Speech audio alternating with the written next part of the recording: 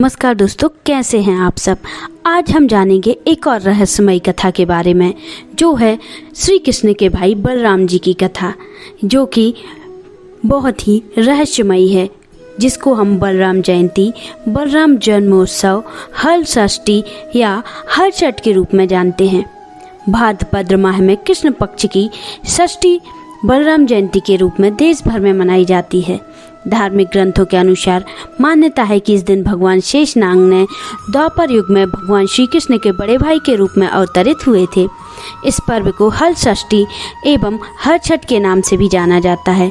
जैसा कि मान्यता है कि बलराम जी का मुख्य शस्त्र हल है और मूसल है, जिस कारण उन्हें हलधर कहा जाता है। इन्हीं के नाम पर इस पर्व को हल षष्ठी भी कहा जाता है। इस दिन बिना चल चले धरती से पैदा होने वाले अन्न, शाक भाजी आदि खाने का विशेष महत्व माना जाता है। गाय के दूध व दही के सेवन को इस दिन वर्जित माना जाता है। साथ ही संतान की प्राप्ति के लिए विवाहित स्त्रियां व्रत भी रखती हैं। शक्ति के प्रतीक भगवान बलराम भगवान श्री कृष्ण के बड़े भाई थे। उन्हें आज्ञाकारी पुत्र, आदर्श भाई और एक आदर्श पति भी माना जाता है।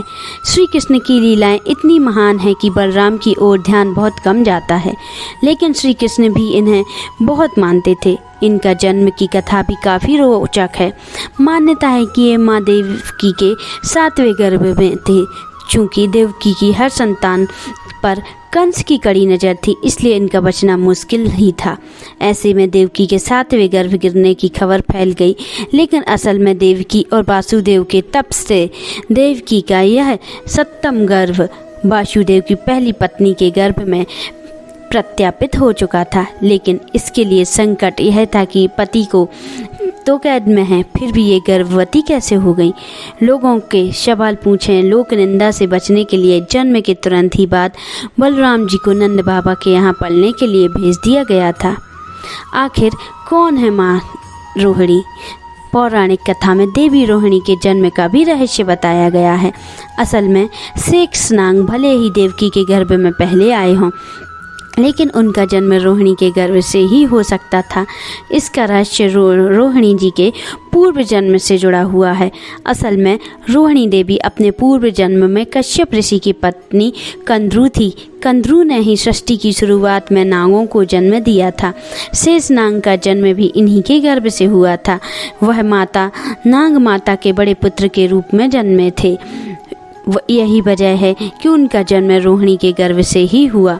देवकी के गर्भ में खींचे जाने के कारण ही बलराम जी का एक नाम संकर्षण है। संकर्षण का अर्थ है जिसे गर्भ में सुरक्षित खींचा गया हो।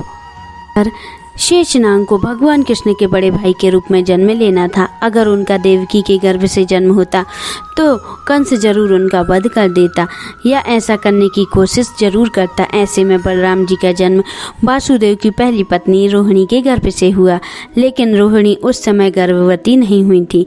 पौराणिक कथाओं के अनुसार रातों रात देवकी के गर्भ से उन्हें खींचकर रोहिणी के गर्भ में स्थापित किया गया था।